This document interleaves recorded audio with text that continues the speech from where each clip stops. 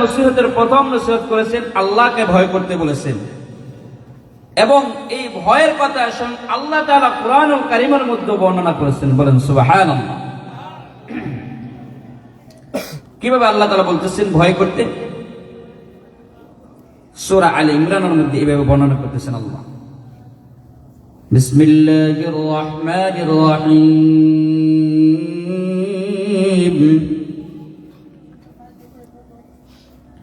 ইয়া আইয়ুহাল্লাযীনা আমানুত্তাকুল্লাহ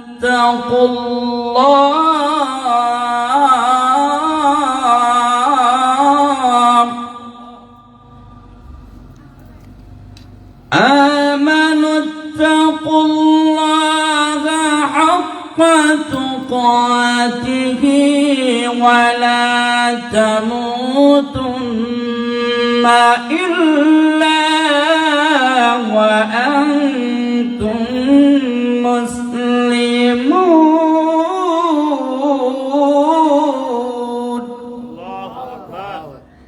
এ মুসলমান বাবাজিরা, আমার দিলের কানটা লাগান। এরে মুসলমান বাবাজিরা, যুবক ভাইয়ের আমার, পর্দার আমার মা বোনেরা, আল্লাহ রাব্বুল আলামিন কেবলমাত্র ঈমানদারকে ডাক দিয়েছেন, অন্য কোন মানুষকে, জাতিকে ডাক দেয় নাই। কোন খ্রিস্টানকে ডাক দেয় নাই, কোন হিন্দুকে ডাক দেয় নাই, কোন বৌদ্ধকে ডাক দেয় নাই, অন্য কোন জাতিকে আল্লাহ তাআলা ডাক দেয় নাই। কেবলমাত্র ঈমানদারকে ডাক দিয়ে বলেছেন, হে ঈমানদারেরা, আমি রবকে ভয় করো, আমি আল্লাহকে ভয় করো। ইত্তাকুল্লাহ, আমি আল্লাহকে হাক্কা তুকাতিহি, পরিপূর্ণ সত্যভাবে ভয় করো। এ মুসলমান ঈমানদার, কেমন ভয়ের কথা বলা হয়েছে? তাহলে বোঝা যায় আমি আপনি কি আল্লাহকে ভয় করি না? এ মুসলমান বাবাজিরা আমার, বলেন তো, আমি আপনি আল্লাহকে ভয় করি না? ভয় করি, কিন্তু আল্লাহ তাআলা কেন বলতেছেন আমাকে আপনাকে ঈমানদারকে কেন বলতেছেন পরিপূর্ণ ভয় করো, ভয় করার মতো ভয় করো? এ মুসলমান, কোন ভয়ের কথা আল্লাহ তাআলা বলতেছেন? যে ভয়টা থাকলে, যে ভয় আমার আপনার অন্তরের মধ্যে থাকলে জাহান্নাম থেকে বাঁচা যায়। এ মুসলমান ঈমানদার, যে ভয় থাকলে মানুষ গুনাহ করতে পারে না, যে ভয় থাকলে মানুষ মানুষের সাথে খারাপ আচরণ করতে পারে না, যে ভয় থাকলে মানুষ মানুষকে গালিগালাজ করতে পারে না, যেই ভয় থাকলে মানুষ মানুষের সম্পর্কে গীবত শিকায়ত করতে পারে না, যেই ভয়ে থাকলে মানুষ মানুষকে ঠকাইতে পারে না, যেই ভয়ে থাকলে মানুষ নামাজ কাজা করতে পারে না, যেই ভয়ে থাকলে মানুষ কখনো মানুষের সাথে গালিগালাজ করতে পারবে না। এ মুসলমান ঈমানদার, ওই ভয়ের কথা আল্লাহ তাআলা বলেছেন, যখন কোন মানুষের ভিতরে প্রকৃতভাবে, যখন কোন মানুষের ভিতরে আসলেই ভয় থাকবে, যখন কোন মানুষের ভিতরে আল্লাহ তাআলার প্রকৃত ভয় থাকবে, ওই মানুষটার দ্বারা কখনো গুনার কাজ হবে না, কোন ব্যবসায়ী ওজনে কম দিতে পারবে না, কোন চাকরিজীবী চাকরির মধ্যে 2 নম্বরই করতে পারবে না। এ মুসলমান ঈমানদার, এই জন্যই আল্লাহ তাআলা কেবলমাত্র ঈমানদারকে ডাক দিয়েছেন, হে ঈমানদারেরা, হে মুমিনেরা, আমি রবকে পরিপূর্ণ ভয় করো। যে ভয়টা থাকলে তুমি দুনিয়ার সমস্ত গুনাহ থেকে বাঁচতে পারো। কথা বলেন ঠিক না ঠিক? তাহলে বোঝা গেল আমার আপনার নবী, বিশ্ব নবী জনাবে মুহাম্মদুর রাসূলুল্লাহ সাল্লাল্লাহু আলাইহি ওয়াসাল্লাম যে বলেছেন আল্লাহকে ভয় করতে, আল্লাহ তাআলা ঈমানদারকে, মুসলমানদেরকে বলতেছেন ভয় করতে। কথা বলেন ঠিক না ঠিক? তাহলে রাসূল আকরাম সাল্লাল্লাহু আলাইহি সাল্লামের কথা আর আল্লাহ তাআলার কথা মিলে গেছে কি যায় নাই? এ মুসলমান বাবাজিরা আমার, এই জন্য আমাকে আপনাকে ভয় করতে হবে, ভয় করার মতো ভয়। কেমন ভয়? যেই ভয় থাকলে জাহান্নাম থেকে বাঁচা যায়, যেমন ভয় থাকলে জাহান্নাম থেকে বাঁচিয়া জান্নাতে যাওয়া যায়। এ মুসলমান ইমানদার আল্লাহর গোলাম, আজকে আমার আপনার অন্তরের মধ্যে আল্লাহ তাআলার ভয় না থাকার কারণে সমস্ত গুনার কাজ আমি আপনি করতেছি। এমন ভাবে গুনার কাজগুলা করতেছি, একটু চিন্তা করি না, একটু ভাবি না। এ মুসলমান, আমি হাজী সাহেব হওয়ার পরেও গুনার কাজ করতেছি, আমি বড় হাফেজ সাহেব হওয়ার পরেও গুনার কাজ করতেছি, আমি বড় মৌলবী হওয়ার পরেও বিভিন্ন গুনার কাজ করতেছি। এর কারণ হলো আমার আপনার ভিতরে পরিপূর্ণ ভয় না থাকার কারণ। এর কারণ হলো আল্লাহ তাআলার প্রতি আমার আপনার পরিপূর্ণ ভয় নাই বলে এই জন্যই সমস্ত গুনার কাজগুলা করতে পারি। এ মুসলমান ইমানদার আল্লাহর গোলাম, আজকে সমাজের ভিতরে দেখবেন বড় বড় হাজী সাহেব, গাজী সাহেব, মৌলবী সাহেব, বিভিন্ন হাফেজ সাহেব কিন্তু বিভিন্ন গুনার কাজের সাথে জড়িত হয়। এই জন্যই আল্লাহ রাব্বুল আলামিন ডাক দিয়েছেন, হে ইমানদারেরা, হে মুমিনেরা, তোমরা প্রকৃতভাবে পরিপূর্ণ আমাকে ভয় করো, ভয় করার মতো ভয় করো। এ মুসলমান ইমানদার, জাহান্নামকে ভয় করো, আমি রবকে ভয় করো। আমার ভয় যখন তোমার ভিতরে থাকবে, তুমি তখন গুনার কাজ করতে পারবে না, তখন নেকের কাজ বেশি বেশি করতে পারবা। মসজিদে আজান দেওয়ার পরে তুমি চকের মধ্যে বসে থাকতে পারবা না।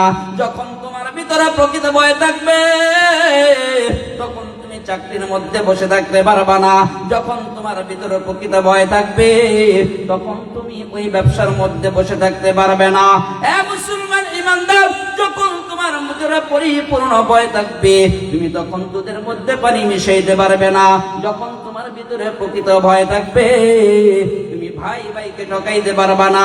তখন তোমার ভিতরে প্রকৃত ভয় থাকবে, ভাই ভাই বোনকে জমি দিয়ে ঠকাইতে পারবে না। একজন আরেকজনের জমি দখল করতে পারবে না। একজন আরেকজনকে গালিগালাজ করতে পারবে না। কোন মুসলমান মুসলমানকে ঠকাইতে পারবে না। কোন ইমানদার ইমানদারকে ঠকাইতে পারবে না। কোন মানুষ যে ইমানদার মানুষ, ওই মানুষটা কখনো কোনো মানুষের সাথে খারাপ আচরণ করতে পারবে না। এ মুসলমান ইমানদার, তাকিয়ে দেখেন, তাকিয়ে দেখেন সাহাবীদের দিকে, তাকিয়ে দেখেন সাহাবীদের জিন্দেগির দিকে, তাকিয়ে দেখেন সাহাবীদের মধ্যে কেমন ভয় ছিল, সাহাবীদের মধ্যে কেমন ভয় ছিল। যে ভয় থাকার কারণে এ মুসলমান ইমানদার আজ থেকে 1400-1600 বছর আগে দুনিয়া থেকে বিদায় নিয়ে চলে গেল। আজও পর্যন্ত তাদের নাম আমি আপনার জবানে যখন উচ্চারণ করি, আমি আপনি যখন জবান দ্বারা বলি, সঙ্গে সঙ্গে বলতে হয় রাদিয়াল্লাহু তাআলা আনহু। কথা বলেন ঠিক না বেঠিক? রাদিয়াল্লাহু তাআলা আনহুর অর্থ হলো স্বয়ং আমার আপনার রব আল্লাহ তাদের প্রতি রাজি এবং খুশি হয়ে গেছে। এ মুসলমান ইমানদার, বোঝা গেল সাহাবীদের ভিতরে কি পরিমাণ ভয় ছিল। এ মুসলমান, জাবের রাদিয়াল্লাহু তাআলা আনহু কি পরিমাণ জাহান্নামের ভয় করেছিলেন।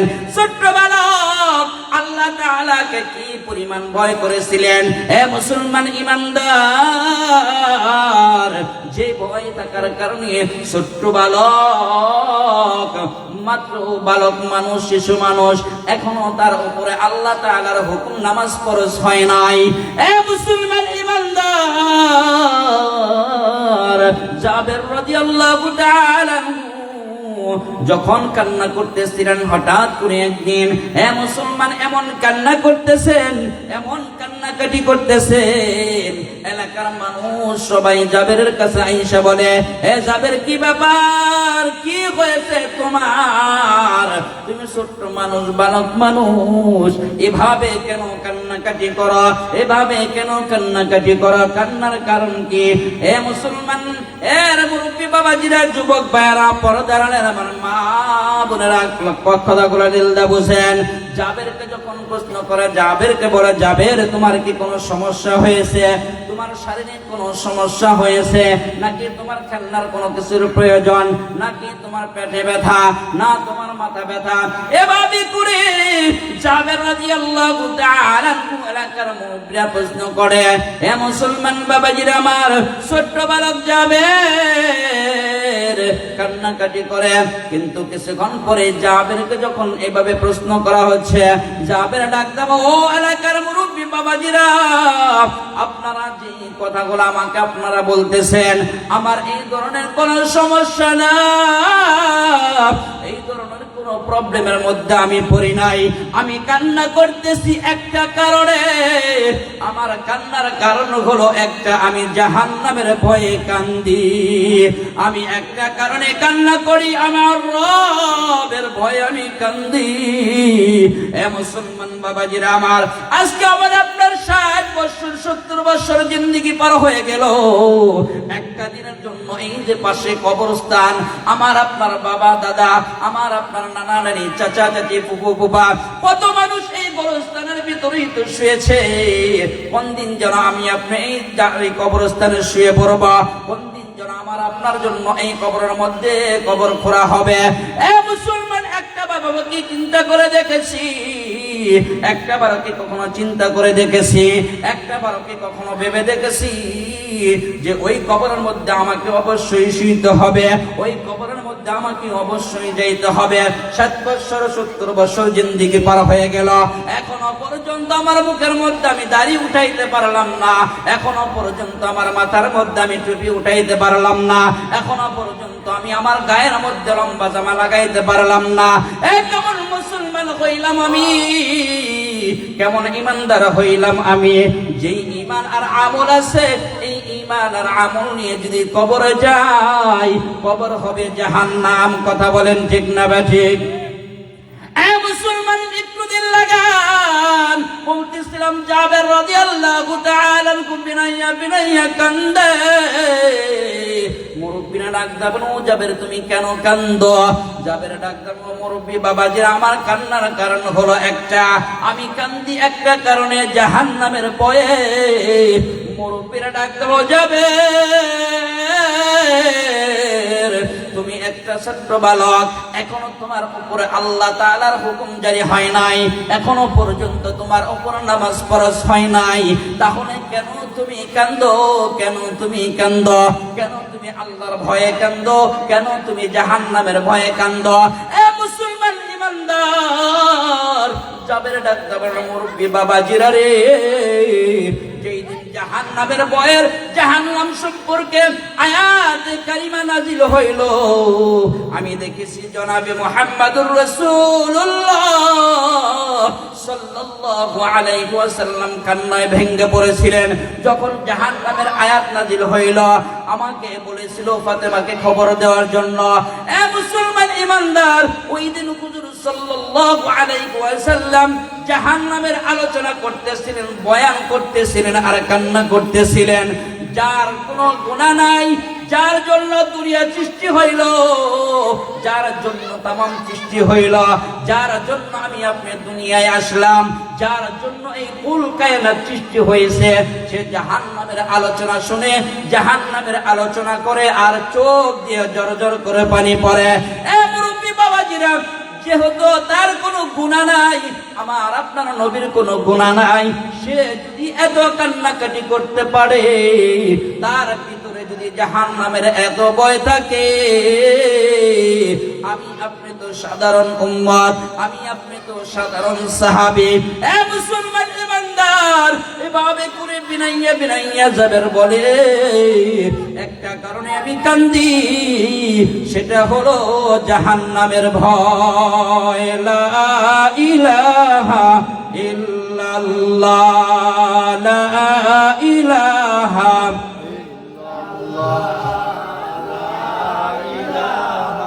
ইল্লাল্লাহ, লা ইলাহা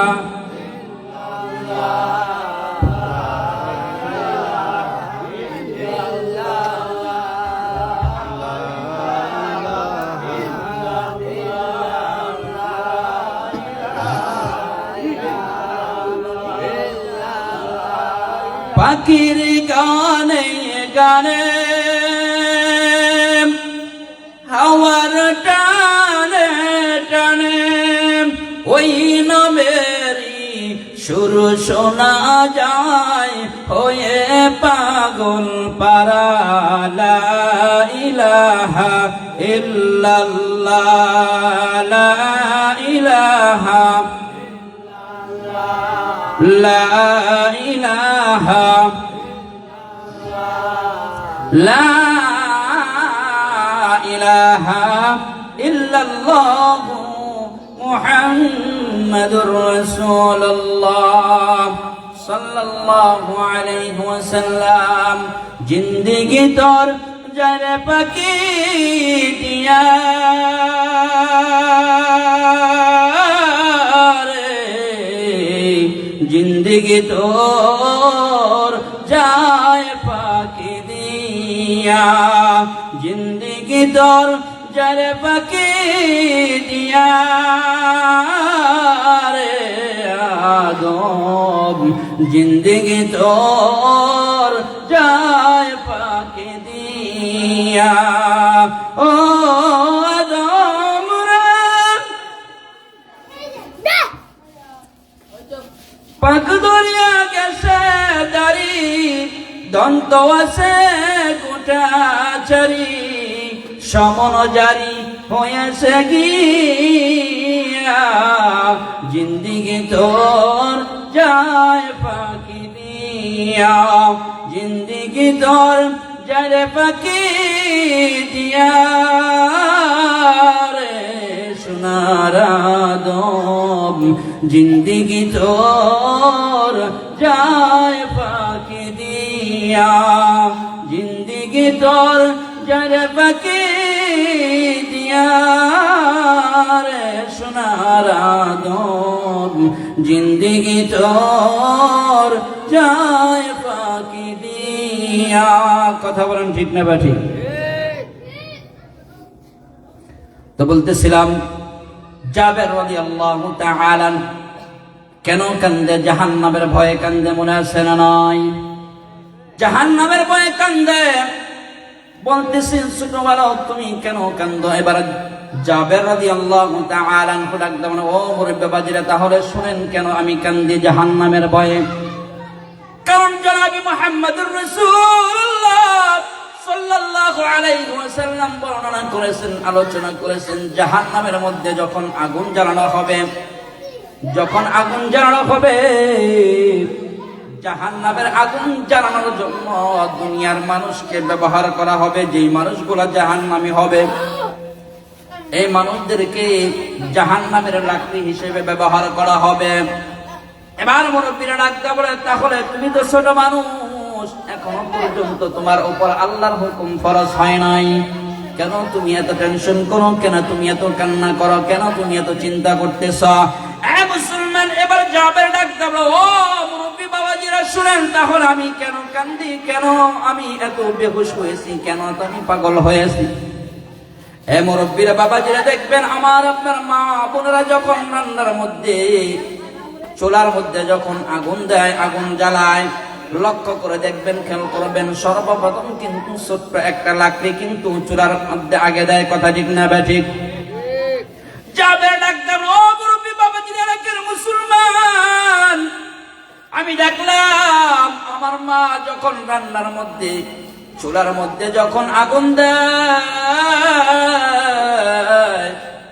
আমি আমার রান্না করা মাকে দেখেছি।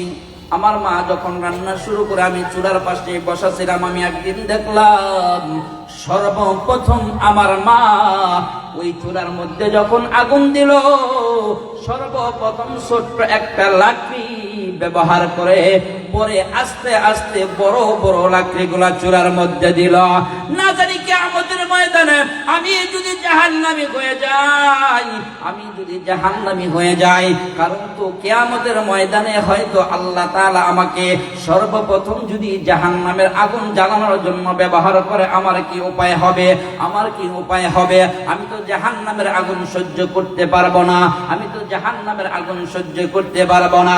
এই জন্য এই টেনশনে আমি রবের ভয়ে, আমি জাহান্নামের ভয়ে কান্না করতেছি।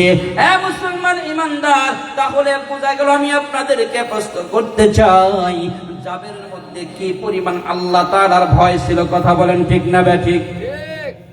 ছোট্ট মানুষ, ছোট্ট বালক, এর ভিতরে যদি এই পরিমাণ ভয় থাকে, আল্লাহ তাআলার ভয় আর জাহান্নামের ভয়, আজকে আমি আপনি একটু চিন্তা করে দেখি আমার আপনার ভিতরে সেই ভয় আছে কি? নাই নাই।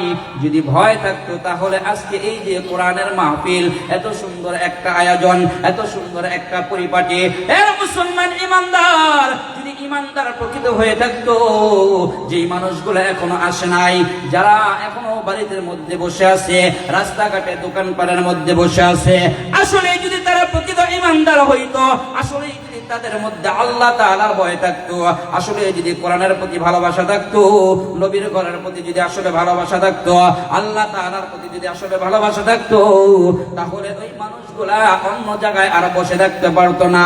কারণ তাদের প্রতি ভালোবাসা থাকলে, আল্লাহর প্রতি, নবীর প্রতি, কোরআনের প্রতি যদি ভালোবাসা থাকতো, তাহলে ওই মানুষগুলা এই মজবার মধ্যে আইসা বইসা যাইতো। কথা বলেন ঠিক না ঠিক? মুসলমান, এই জন্যই আল্লাহ তাআলার ভয় আমাকে আপনাকে করতে হবে, প্রকৃত ভয় করতে হবে। যেই ভয়টা করলে আল্লাহ তাআলার সাথে সম্পর্ক ভালো হয়, যেই ভয়টা করলে আল্লাহ তাআলার মহব্বত দিলের মধ্যে বেশি হয়, যেই ভয়টা করলে কোরআনের সাথে মহব্বত হয়ে যায়, যেই ভয়টা করলে নবীর সাথে মহব্বত করলে করা যায়। মুসলমান, এমন ভয় আমাকে আপনাকে করতে হবে। বলেন কথা ঠিক না ঠিক? মুসলমান বাবাজিরা আমার, 5টা কথার মধ্যে 1 নাম্বার কথা বললাম, আর একটা কথা বলে শেষ দিব। মুসলমান বাবাজিরা আমার, আমাদের সমাজের ভিতরে অহংকার আছে না নাই? আমার আপনার রব্বে কারীম কোরআনুল কারীমের মধ্যে বর্ণনা করেন, ওয়ালা তামশি ফিল আরদি মারাহা। মুসলমান ইমানদার আল্লাহর গোলাম, জমিনের উপরে কখনো দম্ভ করে চলিও না, জমিনের উপরে কখনো অহংকার করিয়া চলিও না, জমিনের উপরে কখনো তাকাব্বুরি করিয়া চলিও না। বলে অহংকার গর্ব করিয়া চললে কি হবে? মুসলমান ইমানদার, জমিনের উপরে যদি কোন মানুষ অহংকার করিয়া গর্ব করিয়া চলে, তাকাব্বুরি করিয়া চলে, এই মানুষটা দুনিয়ার মধ্যে অধঃপতন হয়। আর এর জন্য রেখে দেওয়া হয়েছে, আল্লাহ তাআলা রেখে দিয়েছেন জাহান্নাম। কথা বলেন ঠিক না ঠিক? মুসলমান, এরে বাবাজি, মুরব্বি বা আমার, সময় কম, সামান্য একটা উদাহরণ দিয়ে, সামান্য একটা ঘটনা দিয়ে ফিনিশিং দিব রে বাবা মুরব্বি বাবাজিরা। বেশি দূরের ঘটনা নয়, বেশি দূরের অকিয়া নয়, উত্তরবঙ্গের একটা ঘটনা আপনাদেরকে শোনাই মুরব্বি বাবাজিরা। অহংকার করলে কি হয়, অহংকারের পতন কিভাবে হয়ে যায়। মুসলমান ইমানদার, আল্লাহর এক বান্দা এমন অহংকার করত, এমন তাকাব্বুরি করত। বাবা ছিলেন যুবক মানুষ, মুসলমান যুবকের বাবা ছিল ওই বাজারের মধ্যে সভাপতি, মসজিদের সভাপতি ছিলেন। যুবকের বাবা ছিলেন মসজিদের সভাপতি, আর এই সভাপতির তাকাব্বুরি এই যুবকের মধ্যে ছিল। আর লোকটা ছিল ধনাঢ্য পরিবারের সন্তান, এমন অহংকার ছিল। আর সমাজের ভিতরে এমন ভাবে চলাফেরা করতে রে বাবা, তার জ্বালায়, তার এই পেরেশানিতে অনেক মানুষ পাগল হয়ে যাইত, তার জ্বালা যন্ত্রণায় মানুষ পাগল হয়ে যাইত। মানুষ তাকে ভালো বলে জানতো না। লোকটা এমন ছিল, যুবকটা এমন ছিল, নেশার মধ্যে সবসময় বেশি সময় ডুবে থাকতো। কারণ সভাপতির ছেলে, তার একটা আলাদা বাবা আছে। কথা বলেন ঠিক না ঠিক? মুসলমান বাবাজিরা আমার, এই যুবক এমন ভাবে সমাজের ভিতরে চলাফেরা করত। হঠাৎ করে একদিন ইমাম সাহেব মসজিদের জুমার দিন, জুমার নামাজের সময় এমন কিছু আলোচনা করেছেন, এমন কিছু বয়ান করেছেন, এমন কিছু আলোচনা করার কারণে এই যুবকটার গায়ের মধ্যে লেগে গেছে। এই যুবকটার গায়ের মধ্যে লেগে গেছে, যুবকটার সহ্য করতে পারে নাই। মুসলমান ইমানদার, যুবকটা আর সহ্য করতে পারে নাই। বন্ধু বান্ধব সবাই বলতেছেন, ও বন্ধু, তোমাকে নিয়ে যে সমালোচনা হলো, তোমাকে নিয়ে যে সমালোচনা ইমাম সাহেব করলো। মুসলমান ইমানদার, এই যুবক ওই আসরের নামাজের পরে মসজিদের সামনে দাঁড়াইয়া ইমাম সাহেব যখন বের হয়েছে, ইমাম সাহেবের গালের মধ্যে একটা চর মেরে দিয়েছে। বলেন নাউজুবিল্লাহ। মুসলমান ইমাম সাহেবকে যখন একটা চর মেরেছে, একটু লক্ষ্য করেন, একটু খেয়াল করেন, আলেম কত নম্র হয়, আলেম কত ভদ্র হয়, আলেম কত শালীন হয়। ইমাম সাহেব কোনো কথা বলে নাই, কোনো কথা বলে নাই, কোনো উত্তর দেয় নাই। চুপ করে মাথাটা নিচের দিকে যাইয়া মসজিদের ভিতরে ঢুকিয়া শুধু হাত তুলে চোখের পানি ছেড়ে দিয়েছে। যুবকটা বাহিরে থেকে দেখেছে। এ মুসলমান বাবাজির আমার, দুই একদিনের মধ্যেই ঘটনা ঘটে গেল। যেই হাতটা দিয়ে ইমাম সাহেবকে চর মারছিল, এই হাতটার মধ্যে ব্যথা শুরু হয়ে গেছে। এই হাতটার মধ্যে ব্যথা শুরু হয়ে গেছে। আস্তে আস্তে ব্যথা বাড়তে বাড়তে হাতটার মধ্যে ক্যান্সার হয়ে গেছে। ডাক্তারের কাছে পরামর্শ যাওয়ার জন্য গেছে। ডাক্তার পরামর্শ দেয় তোমার হাতটা কেটে ফেলতে হবে। এবার তার হাতটা কেটে ফেলেছে। আবার দ্বিতীয় হাতের মধ্যে কিছুদিন পরেই ঘটনা এমন, বলে এই একই অবস্থা শুরু হয়ে গেছে। এ মুসলমান বাবাজির আমার, এবার দ্বিতীয় হাত কাটা হয়ে গেল। এর অবস্থার মাঝ দিয়ে এই সভাপতি দুনিয়া থেকে বিদায় নিয়ে চলে গেছে। আর এর যে সম্পদ আস্তে আস্তে বিক্রি করা শুরু হয়ে গেছে। এই মুসলমান ইমানদার, আবার কিছুদিন পরে আবার আরেকটি ঘটনা ঘটে গেল। এবার একটা পায়ের মধ্যে ওই ব্যথাই শুরু হয়ে গেছে। এক পায়ের মধ্যে ব্যথা শুরু হয়ে গেছে। আবার এই ডাক্তারের কাছে যাওয়ার পরে ডাক্তার পরামর্শ দেয় আপনার এই পায়ের মধ্যে ক্যান্সার ধরা পড়েছে, আপনার এই পাটাকে কেটে ফেলতে হবে। এই মুসলমান এভাবে করে আবার তৃতীয় পা কেটে ফেলে। তাহলে বলেন তো মুসলমান, এই লোকটার দুইটা পা আর দুইটা হাত আছে না নাই? দুইটা হাত চলে গেছে, দুইটা পা চলে গেছে। এ মুসলমান ইমানদার, এদিক দিয়ে বাবা দুনিয়া থেকে বিদায়। শুধু তাই নয়, যে জমি জমা ছিল তাও বিদায়। জমি বিক্রি শেষ হয়ে গেছে। লোকটা এবার বাজারের মধ্যে তার ছোট্ট একটা কন্যাকে নিয়ে ভিক্ষা করে খায়। আর বাজারের মধ্যে একটা কথা সে বারবার বলে, হে মুসলমান, এ বাজারের মুসলমানরা শুনো শুনো, তোমরা ভিক্ষা দাও আর না দাও, কিন্তু কখনো মানুষের সাথে বেয়াদবি করিও না। এ মুসলমান বাবাজিরা আমার, লোকটা এভাবে ভিক্ষা করে আর এই কথাই বলে। এর কারণটাই ছিল, লোকটা বুঝতে পারছে আর কোনো কারণ নয়, আমার অহংকার আর অধঃপতনটা একটাই কারণ। আমি অহংকার করে, আমি তাকাব্বুরি করে ইমাম সাহেবকে যেই চরটা মেরেছিলাম, এই চরের প্রতিশোধ, এই চরের কারণে আল্লাহ রাব্বুল আলামিন আমাকে পতন ঘটিয়েছে। যুবকটা বুঝতে পারছে। কথা বলেন ঠিক না ঠিক? আলহামদুলিল্লাহ, হুজুর এসে গেছে, আমি আর সামনে আগাতে চাই না। তাহলে বোঝা গেল যে মানুষ যদি অহংকার করে তাহলে তার অধঃপতন দুনিয়ার মধ্যে আছে না নাই?